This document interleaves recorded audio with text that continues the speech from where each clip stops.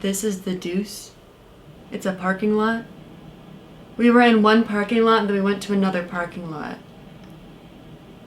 Kyle, Lady Bear and I just decorated the Nunmobile. Like, just married to Jesus. That's hella tight. What you did was very baller. Very Antichrist. Yeah. Fuck 'em. Don't worry, I'm not gonna snitch on you. I hope not, because then I'd fucking kill your family. What? That was an exaggeration. Sorry. It's okay. My dad has cancer, so I guess God is doing that for us. Oh. I'm sorry. You work at New Helvetia, right? Right. Can I get your number? We were looking to set up some more gigs down there. Definitely. It's my parents' number. You don't have a cell phone? Nah.